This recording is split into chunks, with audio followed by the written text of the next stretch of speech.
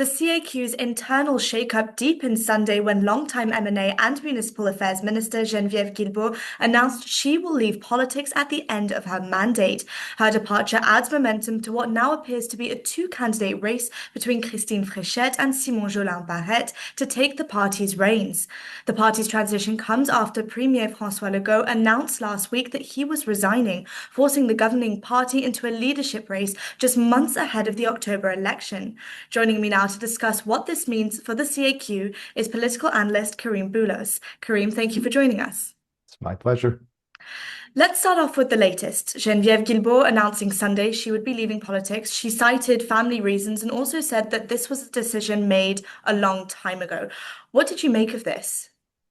Madame Guilbault is one of, or has been one of, Mr. Legault's staunch, advocates and very visible faces of the CAQ.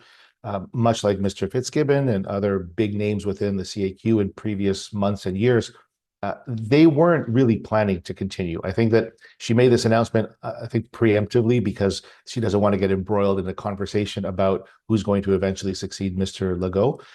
But it's not surprising. Her value on the market, her equity is quite high. She'll land in some very strong position, some positive job on the outside. And once you've done the 8 years, I think it's very difficult to try to just keep something going, especially under the scrutiny of the public that we've seen right now. Her timing is excellent. I think this is, I don't disagree with her decision to move on. I think the time is right. Now, François Legault's resignation has opened the door to a full reset of the CAQ, with some saying that this may be a two-person race, as I mentioned, between Christine Fréchette and Simon Jolin-Barrette. Who do you think would be best positioned, or are there any other names you would like to see in the hat?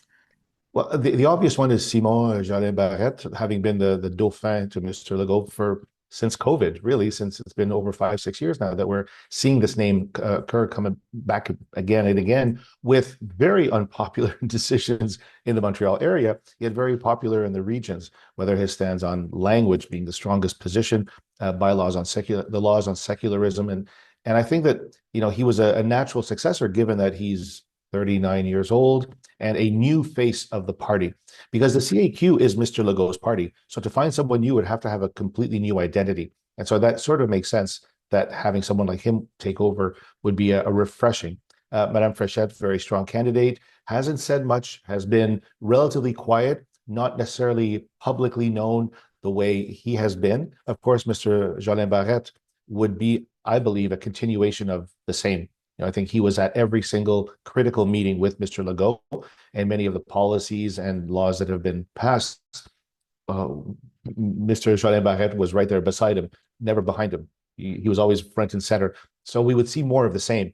And looking at recent polling, I'm not sure more of the same is going to do anything against the Parti Québécois. Karim, thank you for your time. Always a pleasure.